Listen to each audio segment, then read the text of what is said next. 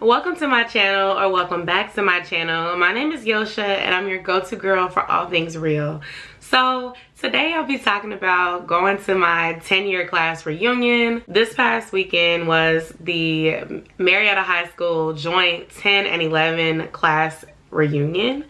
I went because I love to connect with people that I haven't been able to see, and life is short ultimately. There were some people that were paid tribute to during the reunion that passed away over the last 10 years, and I'm sure there were more that weren't even on the table.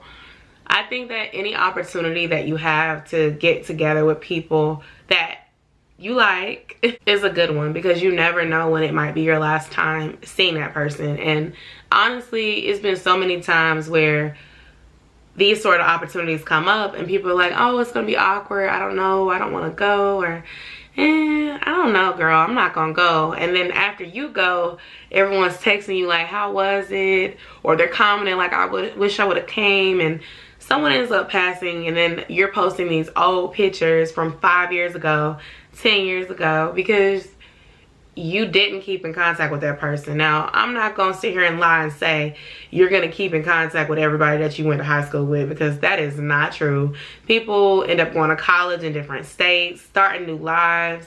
You're not gonna see some of these people ever again, and that's the truth. However, a lot of the people that I went to high school with still live in Georgia. I still live in Georgia, and although I don't live in Marietta, I don't live too far from it. So to me, it was just kind of silly to not show up if it wasn't because of being afraid of safety concerns, because we are in the middle of a panorama. We're in the middle of this thing. So it's some people that probably didn't go because they didn't feel comfortable, and that's one thing. But some people could have went and just didn't go because they didn't want to be there. And so if high school was a dark time for you and you were bullied and you didn't really like anybody there, by all means don't go, because it's just gonna bring up memories of a really horrible time.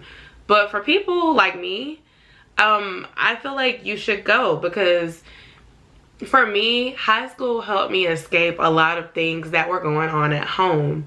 And although I would say for the most part I didn't have a horrible childhood, teenhood experience, my friends and my experiences in school were really good ones. And I would say I was a person that a lot of people knew, but I wasn't necessarily popular. Like, I wasn't a cheerleader, I wasn't prom queen, homecoming queen, none of that type of stuff. But I was just, you know, a girl that people knew. I was home girl, you know, oh, that's Yosha. Most people knew me. And when I went, a lot of people remembered me. I remembered everybody's faces. It was some names I did not remember, and I was like, look, it's been 10 years. I'm gonna tell you my name and you can tell me yours. I'm not taking offense to you not knowing my name or remember how to pronounce my name, because it's not like my name is Ashley, okay? It's Yosha and it's spelled with a J. It throws people off every single day. It's fine. But I think that it was just a nostalgic and wonderful experience. I'm really glad that I was able to go. I shared my YouTube channel with some people, got some subscribers, okay? I saw some people that I've been watching on social media for years, but I haven't really got to see. And it was really refreshing, and it reminded me that I do want to do more and get together with more people, even outside of just my class and class of 2010, but more so like people that I'm seeing on social media, and we're supporting each other. Once things are a little bit better and like we're not worried about stuff shutting down and stuff going, you know, back to 2020, I do want to kind of do more to network and see and spend time with people in the Atlanta area and surrounding cities, because we're here. The great thing about Atlanta is the opportunities here, but a lot of us don't take advantage of them. There's people out here with businesses. There's people out here with like social media content journeys and things like that. And I think that those networking experiences need to be on your to-do list. You're not gonna grow just kind of staying with the people that you know all the time. You're gonna have to go beyond the people that you know. Like, my current goal right now is to reach 10,000 on YouTube. The thing is, I have some day one supporters, and y'all are there, and I love and I appreciate you. But at the end of the day, to get to that 10,000, if I don't know 10,000 people personally, that means I'm gonna have to connect with some strangers, right?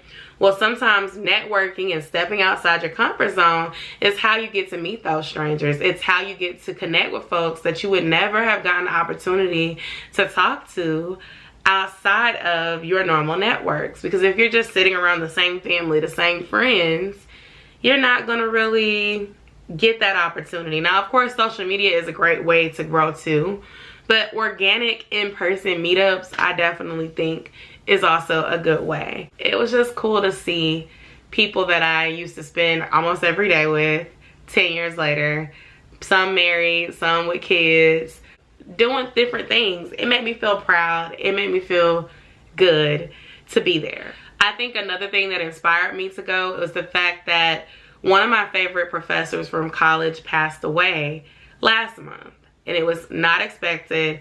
And a lot of us were like sharing our experiences on his Facebook, and we were just like thrown for a loop. He was a great professor. He taught us to think outside of the box. We learned so many different things, and he never required us to purchase a textbook. Rip Dr. Clark. You'll definitely be missed. But the thing that stuck for me was the fact that he kept in touch with all of us. He added us on Facebook. He would do like meetups before the pandemic.